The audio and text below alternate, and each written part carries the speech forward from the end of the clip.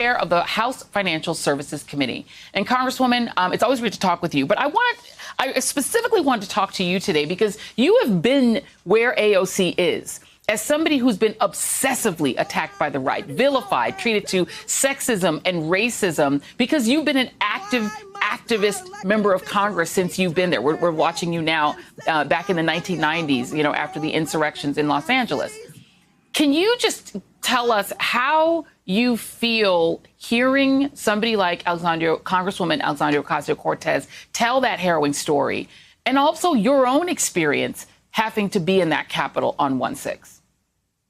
Thank you so much, Joy. As I listened to AOC, my heart went out to her because I know what she was experiencing, and particularly when she connected with the trauma that she had experienced when she was sexually abused. And so she described in a very vivid way what was happening with her when she heard them calling out, "Where is she? Where is she?" while she was hiding. And as she said, she thought that this was the end for her, that she could be killed.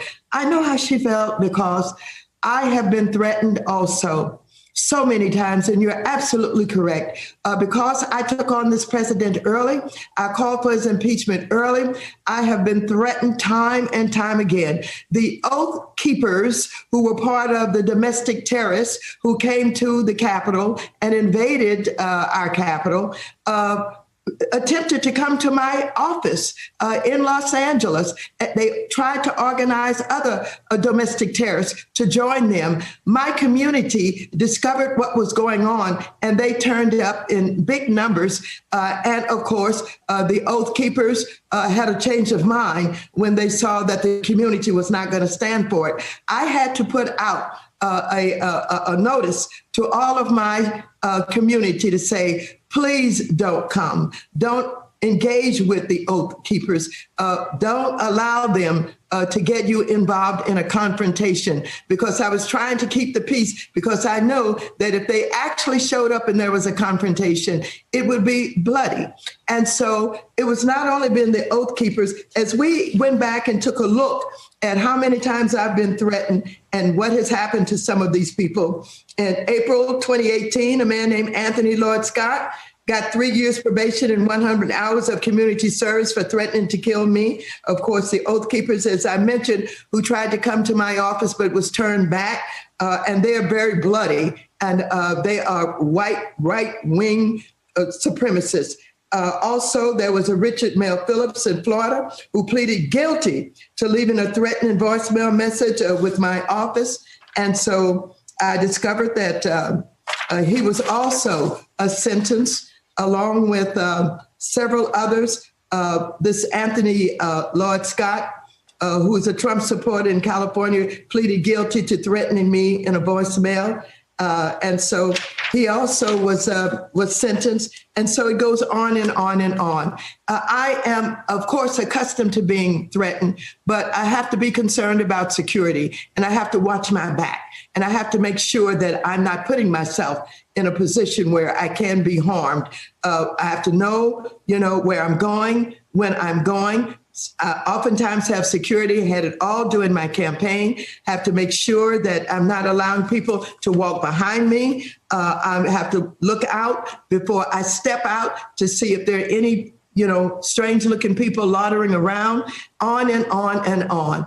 But I and other women, minority women in Congress, are often threatened, and we're at risk. And just as AOC was threatened that day, I was lucky. I was locked in my office. I would not leave it, even when they tried to get me to go to where they were gathering all of the members in one room. I'm glad I didn't because of the contagion that took place there and the members who ended up with, the COVID-19.